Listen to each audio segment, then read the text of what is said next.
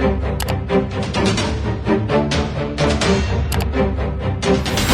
बात करने वाले हैं आपके पैसों की सुरक्षा की, आपके फ़ोन की सुरक्षा की और ऑनलाइन जो हमारी ज़िंदगी है, जो हम दिखते हैं दुनिया को, उसकी सुरक्षा के बारे में।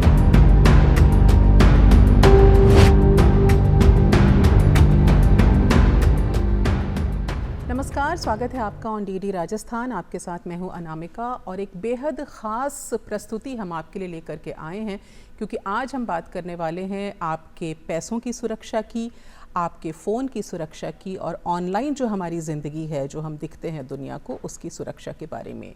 तो आपको यहाँ पर हम बताते चलें कि अक्टूबर 2025 ये जो महीना है, इसे साइबर जागरूकता माह के तौर पर ऑब्ज़र्व किया जा रहा है, मनाया जा रहा है।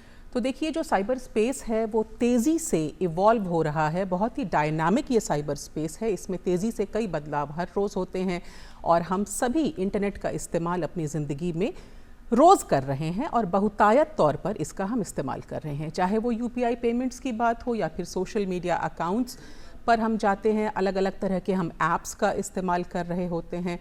कई तरह की पेमेंट्स हैं जिनका ट्रांजैक्शन होता है ऑनलाइन। तो देखा जाए तो आम आदमी की सुरक्षा और तमाम तरह के छोटे बड़े ऑर्गेनाइजेशन जो हैं, जो सभी के सभी इंटरनेट की बदौलत ही काम कर रहे हैं, साइबर स्पेस में उनके लिए पोटेंशियल थ्रेट्स लेकर के आते हैं। लेकिन सावधान रहकर, सतर्क रहकर और साइबर स्मार्ट बनकर हम अपनी और अपने घर परिवार की सुरक्षा कर सकते हैं। इसी बारे में आज हम विस्तार से बात करेंगे। तफसील से चर्चा करने के लिए हमें स्टूडियो में ज्वाइन कर रहे हैं सीनियर IPS ऑफिसर जनाब विकास शर्मा जी। वर्तमान में आप उप महानिरीक्षक साइबर क्राइम राजस्थान हमारे साथ में। सर नमस्कार। नमस्ते मैम। स्वागत है आपका। Thank you. और सभी दर्शकों को मेरा नमस्कार जी। सर, साइबर सिक्योरिटी जो है वो बहुत ही इम्पॉर्टेंट मुद्दा है और देखा जाए तो वर्तमान समय में पीछे 2-3-4 साल पीछे भी अगर हम जाएं तो साइबर क्राइम्स जो हैं उनकी संख्या में तेज़ी से इजाफा भी हुआ है। साइबर क्रिमिनल्स तेज़ी से बढ़ते जा रहे हैं और कई तरह के क्राइम जो हैं वो हम देख रहे हैं, आए दिन हम पेपर्स में पढ़ रहे हैं, न्यूज़ में भी उसको देख रहे हैं। सबसे पहले मैं जानना चाहूँगी कि साइबर सिक्योरिटी है क्या? साइबर स्पेस फ़ोन या कंप्यूटर से यदि हम इंटरनेट को एक्सेस करते हैं या कोई अपने ट्रांजैक्शन करते हैं तो हम मोटा मोटा साइबर स्पेस उस चीज़ को कह सकते हैं। उसके अंदर हम कैसे सेफ सिक्योर रहें ताकि हमारी जो ट्रांजैक्शंस हो रही हैं वो कोई और पकड़ ना पाए या हम कहीं अपनी कोई निजी जानकारी किसी और व्यक्ति को शेयर ना कर दें, तो उस सावधानी को बरतना हम साइबर सिक्योरिटी समझ सकते हैं जी। तो साइबर सिक्योरिटी में ज़रूरी है कि आप जिस भी जगह अपना कोई भी चीज़ डाल रहे हैं, चाहे वो ऑनलाइन आप अपनी कोई डिटेल्स डाल रहे हैं, कोई फ़ोटोज़ डाल रहे हैं, तो उनके बारे में सतर्क रहें कि वो किसी अनजानी जगह या अनजाने व्यक्ति के साथ शेयर ना हो जाए। जी बिल्कुल। अपना कई तरह का पर्सनल और प्रोफेशनल डेटा जो है वो हम आजकल ऑनलाइन पोस्ट कर देते हैं और इस बात से अनभिज्ञ रहते हैं कि कोई हमारी आइडेंटिटी का भी मिसयूज़ कर सकता है, हमारे डेटा को भी हैक कर सकता है। तो राजस्थान पुलिस के द्वारा बेसिकली सेंट्रलाइज्ड ये एक कैंपेन है, अभियान है, साइबर सुरक्षा अभियान। इस अभियान के बारे में जानना चाहेंगे, मुख्य बिंदु इसके क्या हैं और इसके तहत अभी तक जो है वो क्या क्या चीज़ें हैं कवर की जा रही हैं? जैसा आपने पहले बताया कि इस समय साइबर स्पेस एक बहुत वास्ट एक पोटेंशियल एक्वायर कर चुकी है और इसलिए ज़रूरी है कि इसमें हर एस्पेक्ट को कवर किया जाए जी। एनफोर्समेंट अपना एक एस्पेक्ट है, उसके साथ साथ एस्पेक्ट अवेयरनेस का बहुत ज़रूरी है, क्योंकि आज भी साइबर क्राइम रोकने के लिए बहुत बड़ा हथियार है कि आदमी खुद अवेयर हो। बिल्कुल। तो इसी को देखते हुए हमारे I4C है जो नेशनल लेवल पे साइबर क्राइम कोऑर्डिनेशन का काम करती हैं। I4C ने इस अक्टूबर माह को राष्ट्रीय साइबर जागरूकता अवेयरनेस मंथ के रूप में मनाने का सभी स्टेट्स को निर्देशित किया है जी।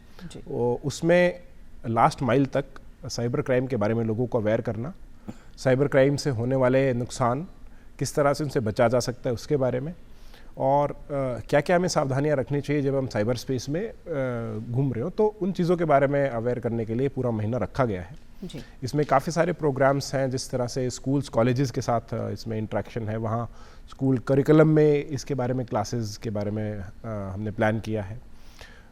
होर्डिंग्स, पोस्टर्स लगाए जाने हैं, ग्राउंड लेवल पे ग्राम पंचायत्स को, पोस्टल विभाग को, उड्डयन विभाग को, इन सबको इन्वॉल्व करके एक कॉम्प्रिहेंसिव अवेयरनेस का प्रोग्राम बनाया गया है जो इस पूरे माह में किया जाएगा जी। देखा जाए तो साइबर स्पेस, जो हमने पहले भी बात की कि बहुत डायनामिकली ग्रो होने वाला ये एक एरिया है, और आज हर दूसरे व्यक्ति के पास मोबाइल है, हर व्यक्ति के पास कहूँ तो अतिशयोक्ति नहीं होगी, और इंटरनेट का यूज़ तो सभी लोग इस समय कर रहे हैं। ऐसे में जो पोटेंशियल थ्रेट्स हैं सर, साइबर क्राइम, किस किस तरह के केसेस आपके सामने आ रहे हैं? क्योंकि हमने देखा कि आम इंसान ही क्या, आम पब्लिक ही क्या, जो सेलिब्रिटीज़ हैं, जो शख्सियात हैं, वो भी सेफ नहीं हैं इन सब चीज़ों से। देखिए, मुख्यतः अगर हम आम भाषा में बात करें तो साइबर क्राइम कुछ इस तरह से होते हैं कि आपकी किसी निजी जानकारी जैसे बैंक अकाउंट, OTP, पासवर्ड, इसको किसी ना किसी और प्रिटेक्स्ट पे मांगा जाता है आपसे। जी। जैसे आपको किसी व्यक्ति के द्वारा एक पुलिस ऑफिशियल या इनकम टैक्स ऑफिशियल बन के भी फ़ोन किया जाता है और वो आपसे आपकी निजी जानकारी मांगता है, या वो आपको एक तरह से इस तरह से झांसे में लेता है कि उसने किसी वजह से आपको अरेस्ट कर लिया है, डिजिटल अरेस्ट जिसको हम कहते हैं, जिसे हम डिजिटल अरेस्ट कहते हैं। तो डिजिटल अरेस्ट के मामलों में भी आजकल काफ़ी वृद्धि हुई है।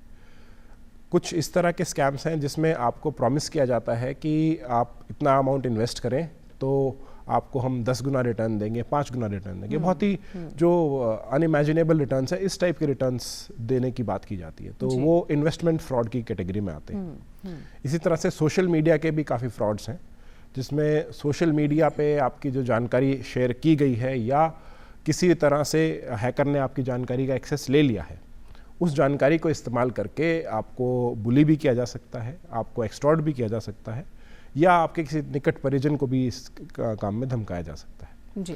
तो इस तरह के क्राइम भी काफ़ी देखने में भी मिल रहे हैं। कुछ क्रिप्टो करेंसी के फ्रॉड्स हैं जो अभी रिसेंटली नई एक ट्रेंड हम सामने देख रहे हैं कि क्रिप्टो करेंसी के भी काफ़ी फ्रॉड्स साइबर क्राइम में हमें देखने को मिल रहे हैं।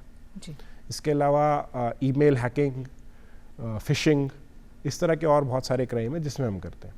एक नई चीज़ और शुरू हुई है अभी कि इंस्टॉलेशन फाइल्स होती हैं जिन्हें APK फाइल्स बोला जाता है। जी। .APK files.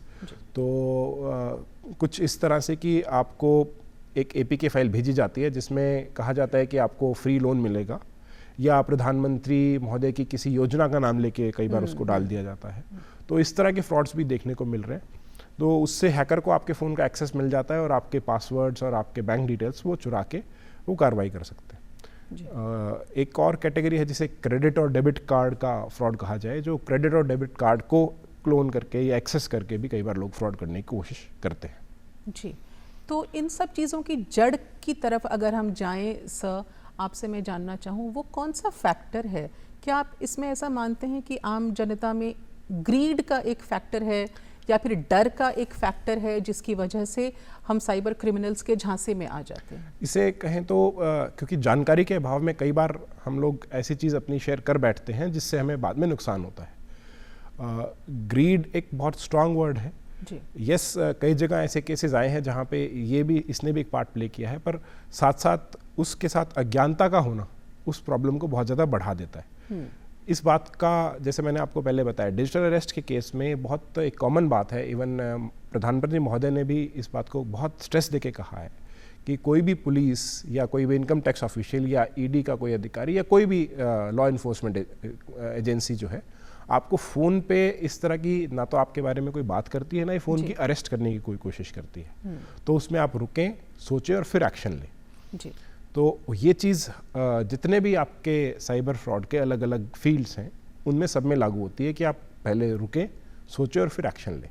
क्योंकि ऐसी कोई इन्वेस्टमेंट जो आपको 10 दिन में दुगना पैसा करके देगी या 10 गुना पैसा करके देगी, वो वास्तव में अनरियलिस्टिक है। और वो एक्चुअली एक बार आपको कुछ रिटर्न देके और फिर आपका एक तरह से पूरा पैसा हथियाने का एक हथियार वो बना रखा है। तो इसमें ज़रूरी है कि कहीं भी आप कोई भी अपनी जानकारी ऐसी ना शेयर करें जिससे आपके फाइनेंशियल ट्रांजैक्शंस के बारे में किसी व्यक्ति को पता लग सके। जी। इसमें ज़रूरी है खासकर OTP शेयरिंग करने का। जी बिल्कुल, मैं उसी पॉइंट पे आ रही थी। हाँ, काफ़ी लोग जो है इस अज्ञानता के कारण कि बैंक उनसे कोई OTP मांग रहा है, या कोई जो उनका टेलीकॉम सर्विस प्रोवाइडर है, जो उनका मोबाइल कंपनी वाला है, वो उनसे कोई OTP मांग रहा है। ऐसा कोई भी ना सरकारी या निजी एजेंसी कोई भी OTP आपसे नहीं मांगती है। यदि वो मांग रही है तो इसका मतलब उसमें कुछ ना कुछ फिशी है। आप बिल्कुल रुके, सोचें और फिर एक्शन लें। जी, कई बार ऐसे ईमेल्स भी आते हैं सर, और उन पे भी भरोसा आम इंसान आसानी से कर लेता है। ये कैसे पता करें कि स्पूफिंग है या फिशिंग है, ईमेल जो है वो फेक है या जेन्युइन है? इसमें जितने भी आपके ईमेल प्रोवाइडर्स हैं उसमें स्पैम का एक ऑप्शन आप ज़रूर ऑन रखें जी। तो इस टाइप के जो ईमेल्स होंगे वो ऑटोमेटिकली स्पैम में लैंड करेंगे जी। फिर भी अगर कोई ऐसे इन्वेस्टमेंट्स के नाम पे ईमेल्स आ जाते हैं तो उनके डोमेन को ज़रूर चेक करें। डोमेन होता है कि कहाँ से वो ईमेल आई है, तो उसमें कुछ अगर आपको फिशी वर्ड्स लग रहे हैं या कुछ अजीब से सेंटेंसेस लिखे हुए हैं तो इसका मतलब वो डेफिनेटली साइबर फ्रॉडस्टर ने ही किसी ने भेजी है। जी। और ईमेल पे भी कई बार आप अनजाने लिंक्स पे क्लिक कर देते हैं। उन लिंक्स में वायरसेस भी होते हैं और उनमें ऐसे प्रोग्राम्स भी होते हैं जो आपकी पूरी जानकारी कंप्यूटर की वो उठा लेते हैं। आप क्या टाइप कर रहे हैं, क्या चीज़ आप एंटर कर रहे हैं, क्या पासवर्ड आप एंटर कर रहे हैं, वो सारी चीज़ भी उन अनजाने लिंक्स पे क्लिक करने से आपकी पहुंच से जा सकते हैं। आपकी जो ईमेल है वहाँ से हैक करके वो हैकर के पास जा सकती है। अनजाने लिंक्स पे डेफिनेटली बिल्कुल भी क्लिक ना करें।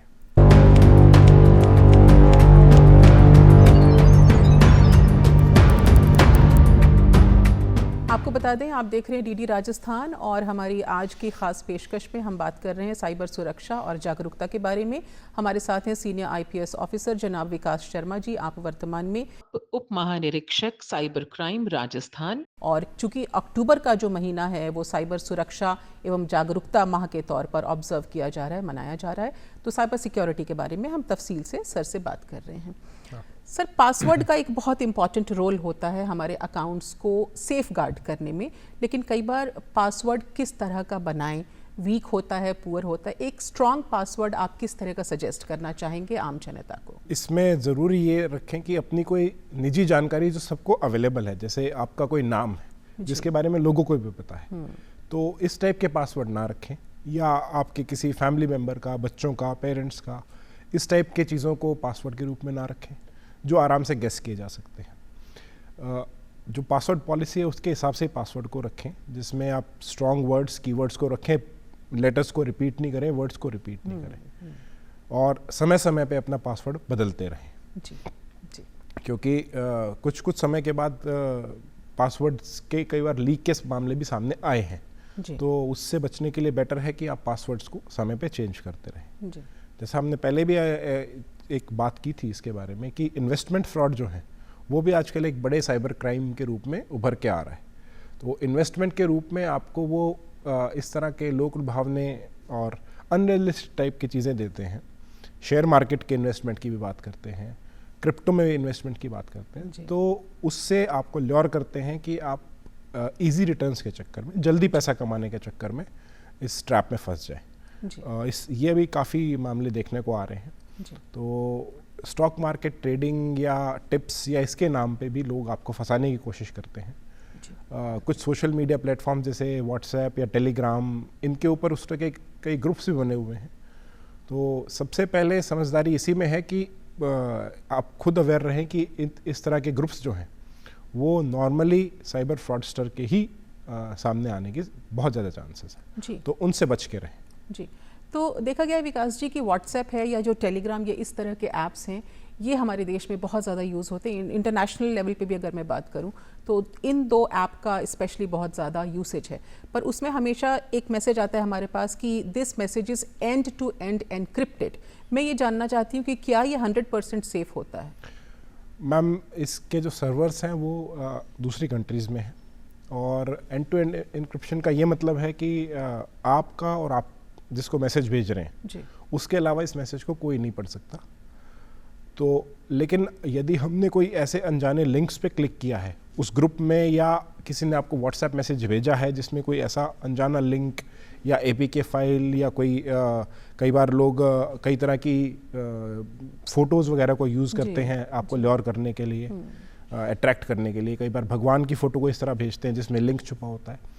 तो यदि आप उन पर क्लिक करते हैं तो फिर एंड टू एनक्रिप्शन भी आपको हेल्प नहीं कर पाता जी। तब आपका डेटा लीक होने के बहुत हाई चांसेस होते हैं। तो ये ध्यान रखें कि कोई अगर अनजाने नंबर से आपको भेज रहा है मैसेज तो उसको क्लिक करने से पहले उसमें वास्तव में रुकें, देखें और फिर उसके ऊपर एक्शन लें। जी, क्योंकि यहाँ पर आपको विवेक का इस्तेमाल करना होगा, कंसाइंस का इस्तेमाल करना होगा। और इसी तरह रैंडमली अगर कोई भी कॉल आता है या मैसेज आता है तो बिना जाने समझे, बिना विवेक के उस लिंक को आप क्लिक ना करें। मैं अगर बच्चों की बात करूँ सर, बच्चे बहुत वल्नरेबल होते हैं, उन्हें आसानी से दे आर वेरी नाइव, उन्हें फंसाया जा सकता है, ट्रैप किया जा सकता है। तो मैं ये जानना चाह रही हूँ, क्योंकि आपका अभियान जो है, आप बच्चों को भी जागरूक करने के लिए स्कूल में जा रहे हैं, अलग अलग आपके नोडल ऑफिसर्स भी हैं हर जगह, तो बच्चों को इसके बारे में किस तरह से समझाया जाए, पेरेंट्स उनको किस तरह से अवेयर करें?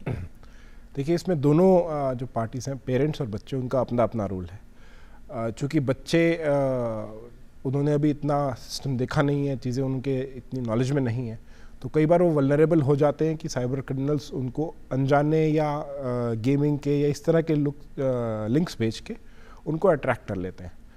तो मेरी सबसे पहले तो पेरेंट्स से रिक्वेस्ट है कि बच्चों की जो ऑनलाइन एक्टिविटी है उसके ऊपर आप जनरली निगाह रखें। जो बच्चों की जो वेबसाइट की एक्टिविटीज़ हैं उसको चेक करने का ऑप्शन आपके पास फ़ोन में रहता है, उसको ऑन करके रखें। तो यदि बच्चे किसी गलत जगह पे जा रहे हैं या वो किसी ऐसी वेबसाइट को एक्सेस कर रहे हैं जिसमें पोटेंशियली फ्रॉड होने की संभावना है, तो वो आपकी नॉलेज में आ जाएगी। जहाँ तक बच्चों के लिए है, बच्चों के लिए ज़रूरी है कि वो वास्तव में ऐसे ऑनलाइन लिंक्स, गेमिंग प्लेटफॉर्म्स पे ट्रस्ट ना करें जिनकी वेरासिटी नहीं है। जनरली कभी जब आप एक्सेस करेंगे वेबसाइट्स को तो उसके ऊपर एक एस करके फीचर होता है, HTTPS, जो सिक्योरिटी के लिए होता है। तो जो सिक्योर वेबसाइट्स होती हैं जिसमें HTTPS लिखा हुआ हो, उन्हीं वेबसाइट्स को एक्सेस करें, जनरल वेबसाइट को एक्सेस ना करें। और यदि कोई चीज़ बच्चों की जानकारी में आती है तो वो तुरंत अपने पेरेंट्स की नॉलेज में लाएं ताकि उनके ऊपर जो करेक्टिव एक्शन है वो लिया जा सके। जी। साथ साथ जो अवेयरनेस ड्राइव अभी हमारी चल रही है उसमें हम इस चीज़ को स्कूल्स में भी, जो बड़े बच्चे हैं 8, 9, 10 क्लास के, बड़ी क्लासेस के बच्चे हैं, उनको भी ये चीज़ बताने की कोशिश करें कि साइबर सिक्योरिटी में क्या क्या चीज़ें उनको करनी चाहिए, क्या क्या चीज़ें ज़रूरी हैं। इसका सेल्फ अवेयर होना इस चीज़ में बहुत ज़रूरी है, बच्चों का भी और पेरेंट्स का भी। जी बिल्कुल। महिलाओं के संदर्भ में अगर बात करूं सर, अक्टूबर नवंबर का महीना त्योहारों का महीना है, सीज़न ही है फेस्टिवल्स का, और ऐसे में महिलाओं को ऑनलाइन शॉपिंग में बहुत सारे ऑफर्स दिख रहे होते हैं। तो मैं आपसे ये जानना चाह रही हूँ कि जो ऑनलाइन शॉपिंग की वेबसाइट्स होती हैं उनको हम कैसे वेरीफाई करें, या फिर अगर हम कहीं पर ऑनलाइन पेमेंट करने के लिए जा रहे हैं, जिस QR कोड को हम स्कैन कर रहे हैं, कहीं उसको किसी ने क्लोन तो नहीं कर रखा, इसका पता भी चलना क्या पॉसिबल है? देखिए, कुछ चीज़ें टेक्निकली संभव नहीं हो पाती हैं, बट जैसे मैंने पहले कहा है कि कई ऐसे ऑफर्स हैं जो नोन वेबसाइट नहीं है।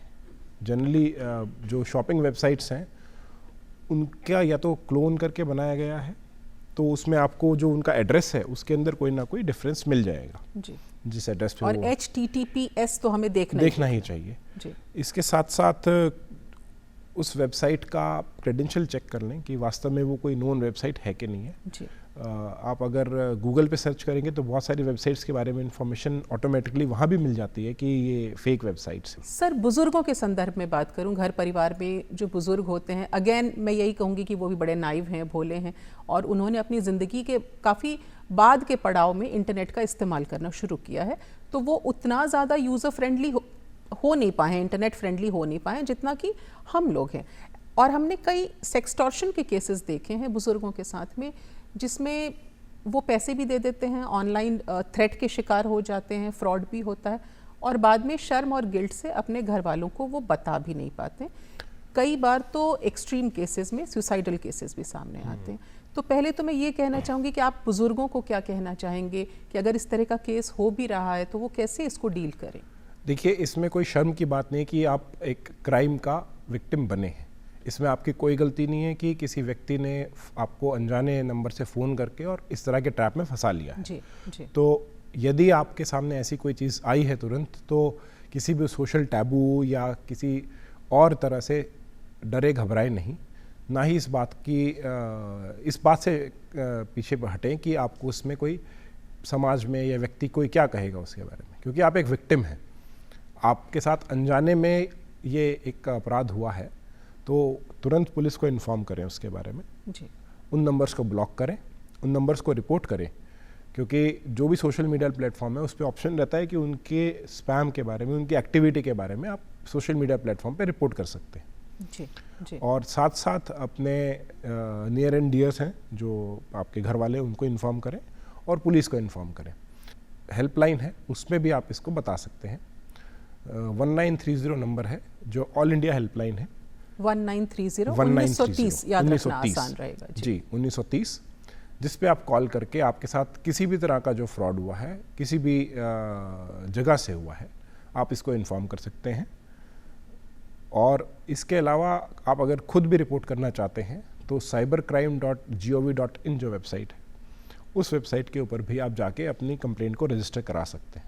जी। तो यदि आपके साथ कोई भी किसी भी तरह का केस हो जाता है, चाहे वो सेक्सटॉर्शन का केस है या डिजिटल अरेस्ट का केस है या कोई भी ऐसा केस है, तो ये हेल्पलाइन 1930 या फिर cybercrime.gov.in इस पे जाके आप अपनी कंप्लेंट को रजिस्टर करा सकते हैं। जी। इस पे रजिस्टर कराने से जो पूरा सिस्टम है वो एक्टिवेट हो जाता है, और फिर साइबर आपका जहाँ पैसा अगर आपने कुछ डाल दिया है या आपको कोई थ्रेट आया है तो उसके ऊपर एक्टिविटी होना शुरू हो जाती है।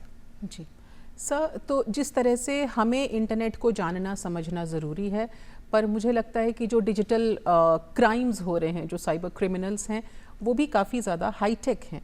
तो मैं ये जानना चाहूँगी कि पुलिस के सामने किस तरह के चैलेंजेस आते हैं इस तरह के क्राइम को कर्ब करने में, और उन्हें पकड़ना कई बार इतना चैलेंजिंग क्यों होता है? इसमें सबसे बड़ा जो चैलेंज है वो मैं ये कहूँगा कि इसमें जोग्राफिकल बाउंड्री कोई भी नहीं है। तो देश या विदेश में कहीं भी बैठा कोई भी आदमी राजस्थान में बैठे किसी भी व्यक्ति के साथ फ्रॉड कर सकता है।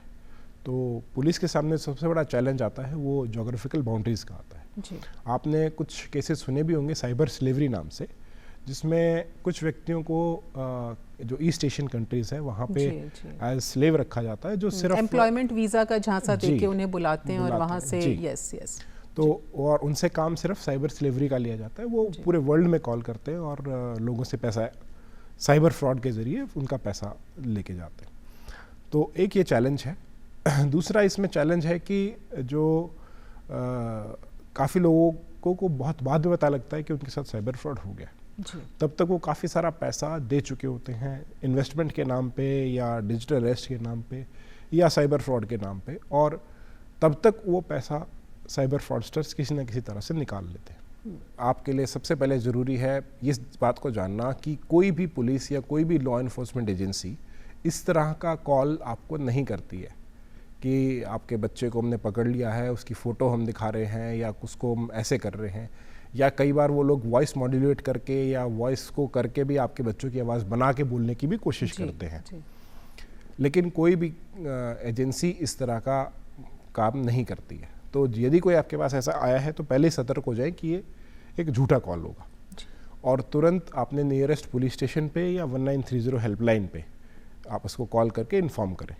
सेकेंडली आप फिर अपने, यदि बच्चा आपका स्कूल में गया है तो स्कूल से पता कर लें कि वास्तव में ऐसी कोई चीज़ हुई है कि नहीं हुई है, क्योंकि कई बार हम घबराहट में और एकदम इस ऐसी कोई चीज़ हो जाए उसको सुन के पैनिक हो जाते हैं।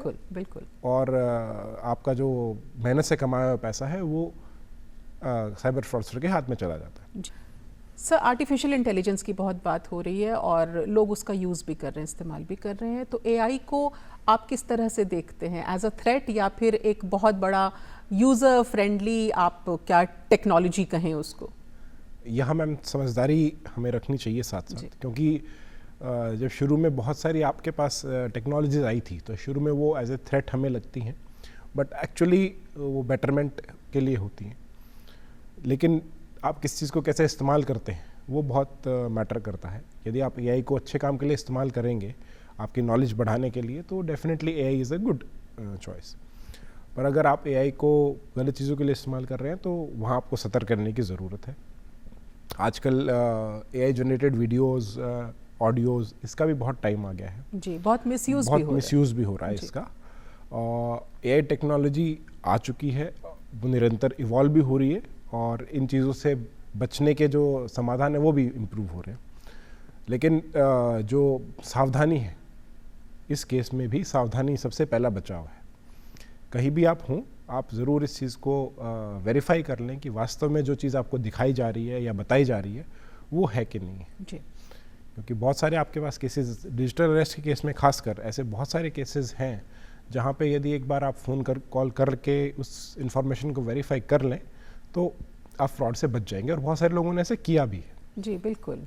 और AI जनरेटेड जो वीडियोस हैं या फोटोग्राफ्स हैं उसमें भी बड़ा स्लाइट सा डिफरेंस होता है, और आप देख करके अगर आप पारखी नज़रों से देखेंगे तो आप पहचान सकते हैं कि ये ओरिजिनल है या फिर AI जनरेटेड। उन वीडियोस में आपको कुछ लैग मिलेगा, इमेजेस बहुत ही शार्प मिलेंगी, तो वो सारी चीज़ें चेक कर सकते हैं आप AI वीडियो से के बारे में। जी बिल्कुल। तो विकास शर्मा जी, आप स्टूडियो में आए और साइबर सिक्योरिटी एंड अवेयरनेस के बारे में आपने हमारे दर्शकों को बताया। सर, आप अपने बड़े ही हेक्टिक शेड्यूल से वक्त निकाल करके आए हैं सर, आपका बहुत बहुत आभार, बहुत बहुत धन्यवाद। मैम, इसमें ज़रूर यही है कि सबसे पहला बचाव खुद की सावधानी ही है, क्योंकि क्राइम होने के बाद फिर मुलजिम को पकड़ना, उसके लिए कार्रवाई करना, it's a long out process, वो आपको बहुत समय ले सकता है। लेकिन अगर आप सावधानी रखेंगे, फर्स्ट पॉइंट पे ही आप अलर्ट रहेंगे कि आपको किसी तरह से साइबर फ्रॉड पकड़ ना पाए, तो आप बहुत सेफ रहेंगे, और आगे आपके आने वाले जो टाइम है उसमें आप इनफैक्ट लोगों को भी सिखा सकते हैं, आपके साथ वालों को भी बता सकते हैं इसके बारे में। और जैसा विकास जी ने हमें बताया कि 1930 ये नंबर है जिस पे आप कॉल करके बता सकते हैं अगर